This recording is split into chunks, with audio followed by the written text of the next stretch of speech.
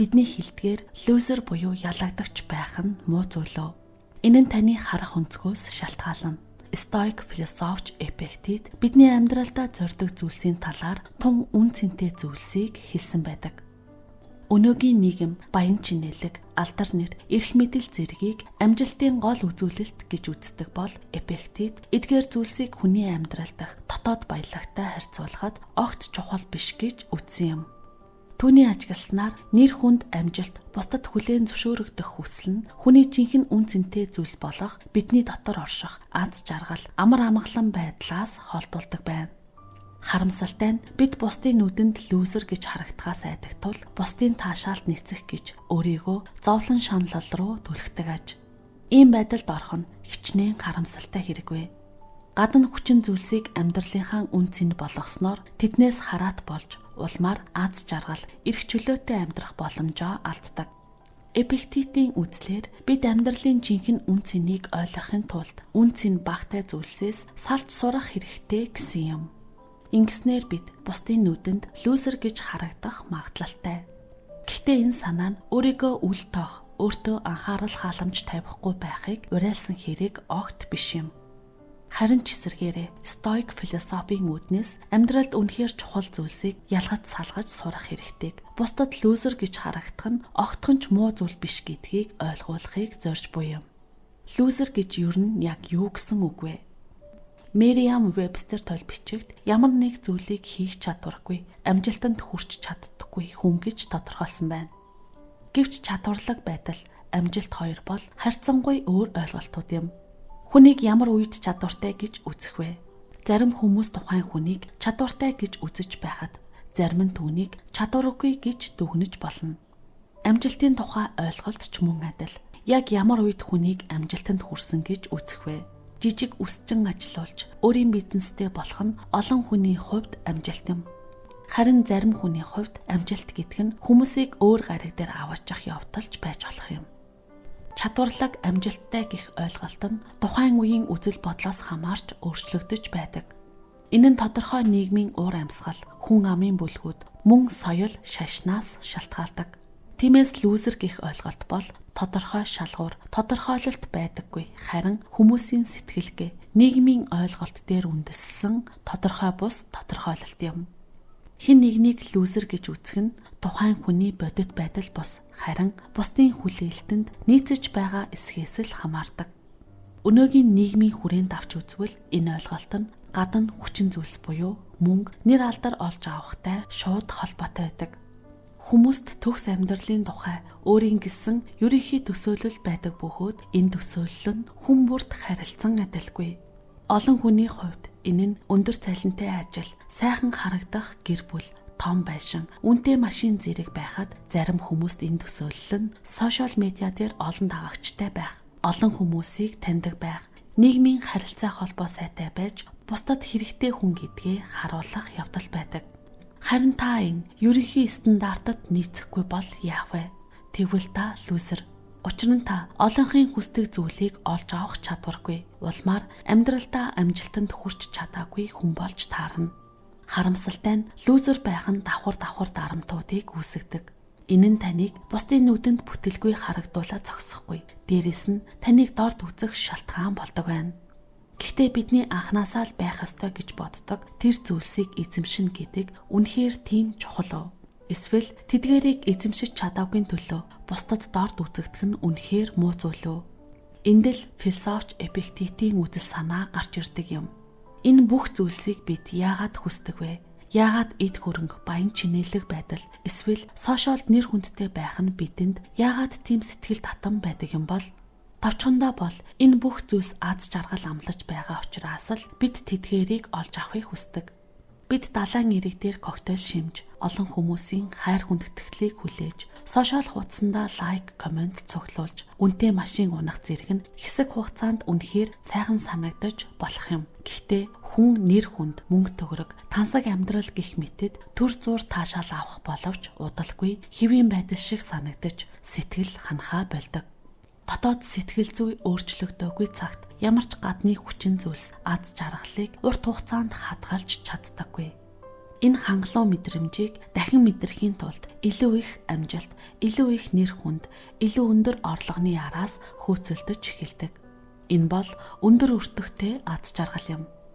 Философч Эпиктет эдгээр гадны хүчин зүйлсийг чухал гэж үзээгүй юм. Тэрээр эдгээрийг дорой, боолчлогдсон, хамгийн гол нь бидний хяналтаас гадуурх зүйлс гэж тодорхойлсон. Мөнгө, нэр алдрын төлөө хөөцөлдөх үедээ бид баталгаагүй зүйлсийг эрэлхийлж байдаг. Учир нь бидний олж авсан бүхэн нүд ирмэх зуурт алдагдах боломжтой. Мөн энэ бүхнийг эрэлхийлэхийн тулд бид маш их зүйлийг золиослдог. Ихэнх хүмүүс энэ үнийг төлөхөд бэлэн байдаг боловч үнэн дээр хэтэрхий их зүйлээ алддаг.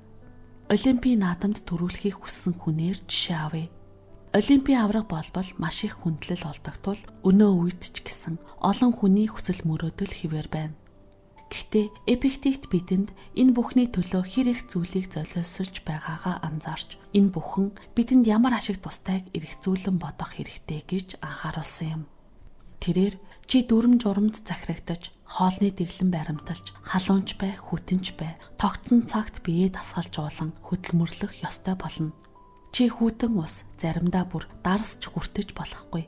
Нэг үгээр хэлбэл чи өөрийгөө эмчтэй захирагдах өвчтөн шиг багштай тушаах хэрэгтэй болно. Харин тэмцээн дээр чи нүхэнд шидэгдэж, гараа мулталж, шагаагаа гимтээж, шороонд хутгалдан эцэстээ ялагдаж ч магадгүй. Тэгэхээр энэ бүхэн үнэхээр үнцэнтэй юу? Хүмүүс төр зургийн магтаалд хүрэхийн тулд ийм их зовлон бэрхшээлийг даван туулах нь үнэхээр ухаалаг алхам уу? Ялангуяа хүмүүсийн магтаал тиймгэх тогтворгүй байдаг бөгөөд хоромхон зур, доромжлол болон хуурч болдгийг бодож үзэх юм бол бүрч эргэлзээтэй болно. Эпиктет хэлэхдээ эдгээр гадны зүйлс бол тогтворгүй гэсэн юм. Тэрээр зөвхөн бидний хяналтанд байдаг зүйлсийг л эрэлхийлэх нь үн цэнтэй гэж үзсэн. Тэдгээр нь сэтгэл хангалуун байдал, баяр баясгалан, зөв үйлдэл, дотоод амар амгалан, өөрийгөө захирах хүч гэх мэт бидний дотоод шинж чанарууд юм. Эпиктет юмсын жинхэнэ мөн чанар болон бидний сэтгэлд тэдгээрийг хэрхэн дүрсэлж байгааг ялгаж салгах хэрэгтэйг дахин онцолсон байдаг. Жишээлх юм бол тэрээр бидний хайртай хүмүүс бидэнд хэрхэн харагддаг болон тэдний бодит байдлын хооронд том ялгаа байдгийг хэлсэн юм. Хүмүүс өөрийн эхнэр хүүхдээ бусдынхаас илүү онцгой гэж үздэг боловч үнэн дээр тэд бол бусдын л адил жирийн хүмүүс байдаг. Тэд бидний оюун санаанд онцгой мэт санагддаг болохоос биш, бидний үнэлэмжээс ангид бол зүгээр л хүмүүс юм. Энэ логикийг бид гадны бүх хүчин зүйлсэд хэрэглэж болно.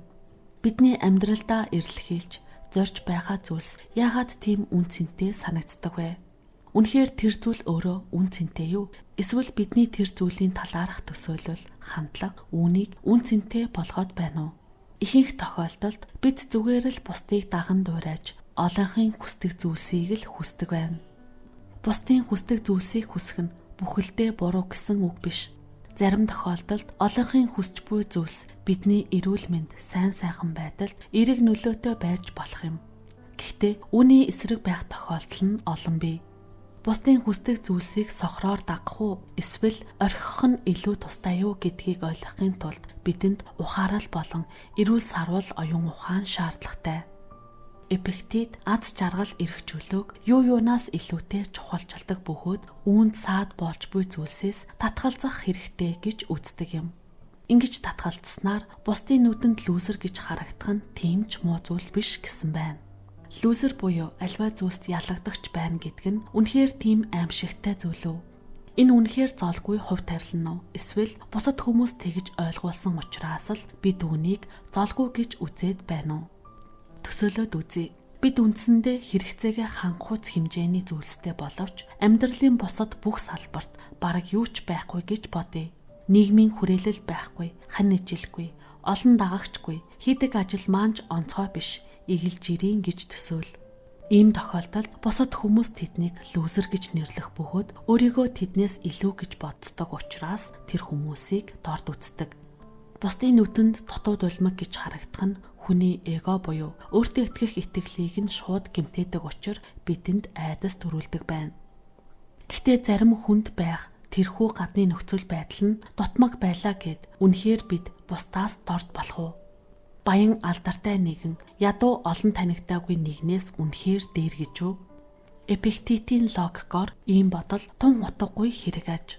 Тэрээр эдгээр дүгнэлтүүд хоорондоо огт холбоогүй.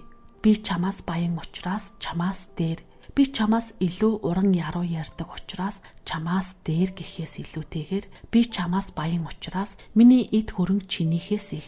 Би чамаас уран яруу ярьдаг учраас миний илэрхийлэх чадвар чинийхээс дээр гэх ийм л харьцуулалт үнэн хэрэгтэй байх боломжтой юм. Гэхдээ чи бол эцсийн дүндээ эд хөрөнгөч биш, илэрхийлэлч биш юм. Гадны нөхцөл байдал бидний дотоод сэтгэлийн сайн сайхан байдлыг төдийлөн тодорхойлдоггүй. Гэтэл бид тэдгээр гаднах зүйлсийг хэтэрхий чухалчилж, олны нүдэнд дутуу харагдахгүй тулд өөрийн аз жаргал, эрх чөлөөгөө хүртэл золиослоход хүрдэг. Тэгэхээр дахиад нэг хэлье. Лүүзер байх нь муу зүйл биш. Бид үүнийг хэрхэн ойлгож байгаагаас л хамаарна. Олон нийтийн магтаал, нэр хүнд, бусдын үнэлэмжийг зөвхөн тэдгээрийн жинхэнэ мөн чанараар нь харж чадвал өөрөөр хэлбэл тэдгээр нь тогтворгүй, найдваргүй, үнц нь багтай, хий хоосон хуурмаг бидний хяналтаас гадна зүйлс гэдгийг ойлгож чадах юм бол бид эдгээрт илүү төвийг сахиж сурах болно. Тэгээд бид лүүзер байх нь огтхонч аимшигтай зүйл биш. Харин ч энэ нь бидний аз жаргал, эрх чөлөөнд огт саад болдоггүйг ойлгох болно. Харин ч эсэргээрээ лүүзер болохгүйг хит их хичээх нь бидний аз жаргалд томоохон саад болдог байна. Эцэст нь бид ямар ч замыг сонгосон бай төлөх ёстой үн үргэлж байдаг. Гол асуулт нь бид ямар үнээр үнийг төлөхөд бэлэн байна вэ гэдэг юм.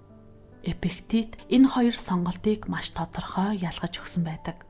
Бусадтай адил байх замыг сонгох нь золиостой байдаг. Энэ бол бидний дотоод амар амгалан аз жаргалын золиос юм.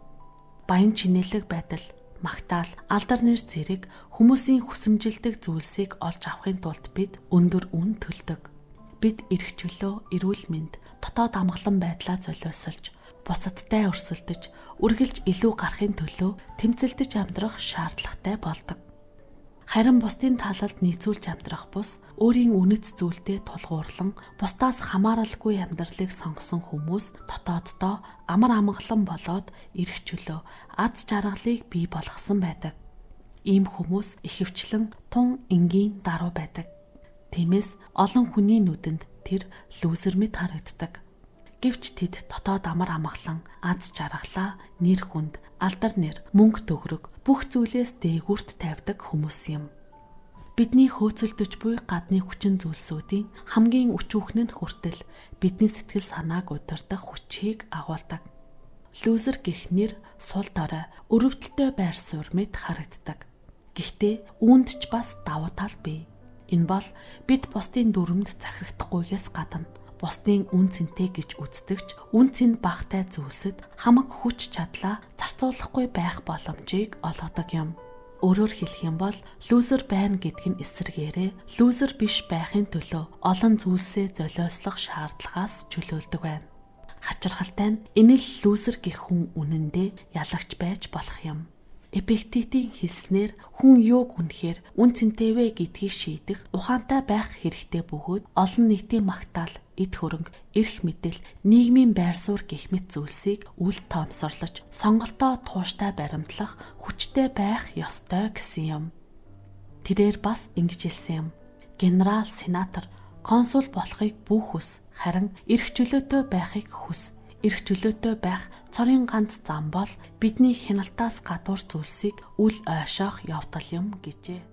Энэ хүртэл бидний бэлтгэсэн контентыг сонссон танд баярлалаа. Бидний дараагийн дугаар үүнээс ч илүү сонирхолтой байх болохоор та сувгаа дагаагүй байгаа бол яг одоо subscribe товчон дээр дарж биднийг дэмжээрэй.